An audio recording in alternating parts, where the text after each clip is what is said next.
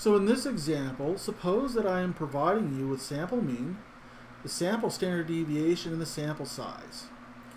We're going to use a one-mean z-test to perform the required hypothesis test at the 1% level of significance. In order to do this, we're going to use my program that I've written for you, the Hypothesis Test-o-Matic, because there aren't enough Excel programs that end in o-matic. So here's our information. Our mean, hypothesized mean, is 22, and our alternative hypothesis is that the mean is not 22. So we're going to use our two-tailed test. Our sample size in this instance will be 75. The sample mean is 23.1, and the population standard deviation is 3.7.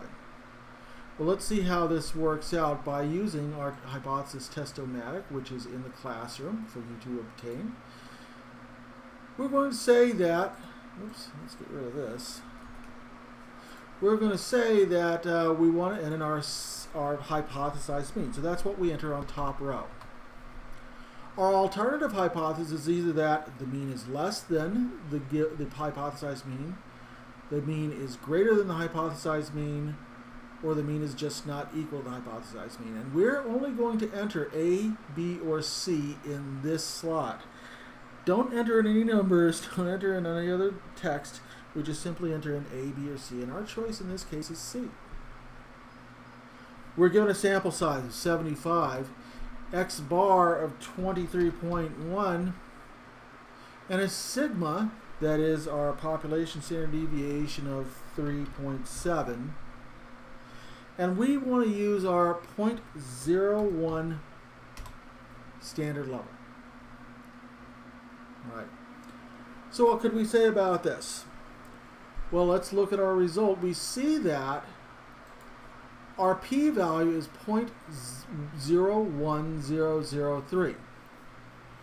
We will reject the null hypothesis if the p-value is less than the alpha value. We're awfully close, but it is not the case that the p-value is less than alpha. As a matter of fact, let's put our results right here. We found that our p-value, which is the probability that we have made a type 1 error, is 0.01003. But that is greater than, in fact, 0.01. So we fail to reject our null hypothesis. If this p-value had been less than 0.01, we would have enough evidence to reject our null hypothesis. As it is, we do not, and so we're done.